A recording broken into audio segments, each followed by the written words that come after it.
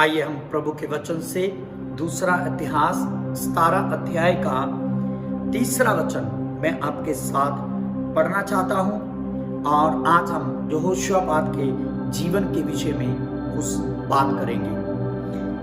यहां पर लिखा है, यहोवा यहोशापात के संग रहा, क्योंकि उसने अपने मूल पुरख दाऊद की प्राचीन चाल का अनुसरण किया।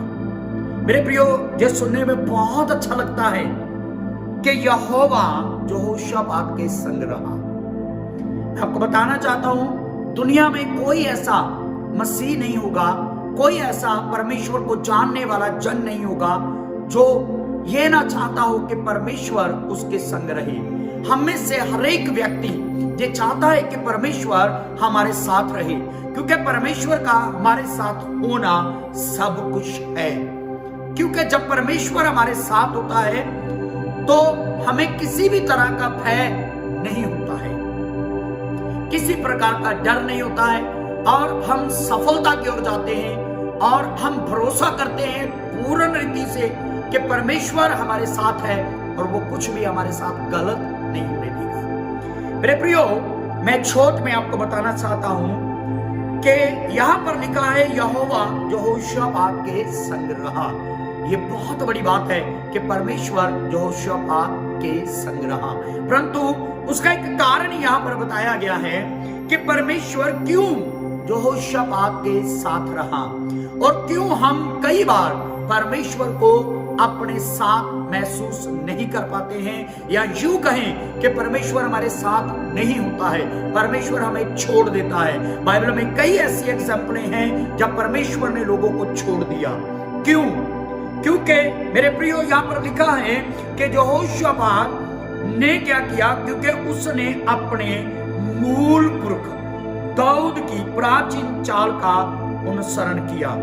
उसने अपने मूल पुरख अर्थात जो उससे पहले वाले लोग थे ना, जैसे हम प्यो दादे कहते हैं, तो दाऊद को उसने ये कहना चाहूंगा मैं कि उसने दाऊद को फॉलो किया, दाऊद की लाइफ को फॉलो किया, और दाऊद की तरह उसने परमेश्वर के साथ चलने के लिए अपने जीवन को समर्पित किया। और बाइबल कहती है प्राचीन चाल का अनुसरण किया।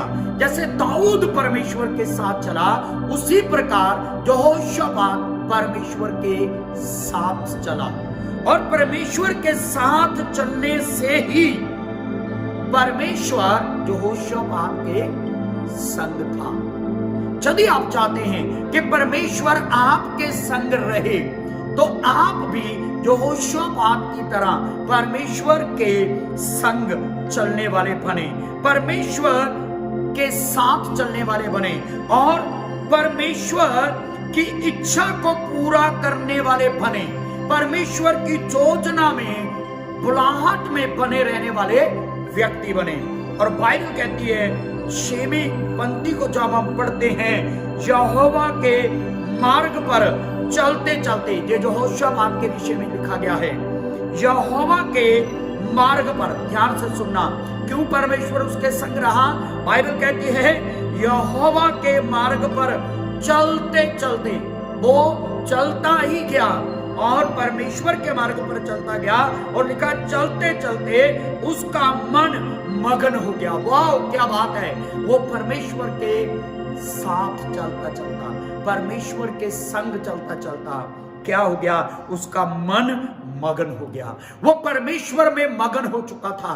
परमेश्वर के साथ चलते चलते वो इतना ज्यादा परमेश्वर में लीन हो गया था कि यहां पर मगन शब्द लिखा गया है, वो मगन हो गया था। मगन का अर्थ इस प्रकार है, जब कोई व्यक्ति किसी काम में मगन हो जाता है तो उसे उस काम के बिना कुछ भी दिखाई नहीं देता है, वो किसी के बारे में नहीं सोचता है, वो किसी के बारे में चिंता नहीं करता है, वो सिर्फ एक ही काम में लगा रहता है, एक ही काम में फोकस करता है। मेरे प्रियो, मैं आपको बताना चाहता हूं कि परमेश्वर चाहता है कि आप परमेश्वर पर फोकस करें, और परमेश्वर चाहता है कि आप परमेश्वर के वो न्याय बने, वो परमेश्वर के फॉलोअर बने कि मेरे प्रियो, जैसे यहोशापात परमेश्वर के मार्ग पर चलते चलते उसका मन जो है वो परमेश्वर में मगन हो गया था।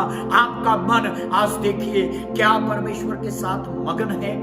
मेरे 27 साल की सेवकाई के अंदर मैंने बहुत सारे लोगों को देखा है जो दावा करते हैं कि वो परमेश्वर के साथ चलते हैं या कभी उन्होंने परमेश्वर के साथ चलना शुरू किया था। मेरे प्रियो, मेरा ये तजर्बा कहता है कि अधिकतर लोग परमेश्वर के साथ चलते चलते उनका मन कहीं और ही मगन हो जाता है, कुछ और चीजों में मगन हो जाता है, गलत चीजों में मगन हो जाता है। कुछ लोग व्यभिचारी के अंदर पड़ जाते हैं, कुछ लोग संसार के अभिलाषाओं के अंदर फंस जाते हैं, कुछ लोग रुपए के लालच में फंस जाते हैं, कुछ लोग दुनिया को प्रसन्न करने में फंस जाते हैं, बहक जाते हैं, फिसल जाते हैं। परंतु बाइबल कहती है यहोशापात का मन परमेश्वर के साथ चलते चलते उसमें मगन हो गया।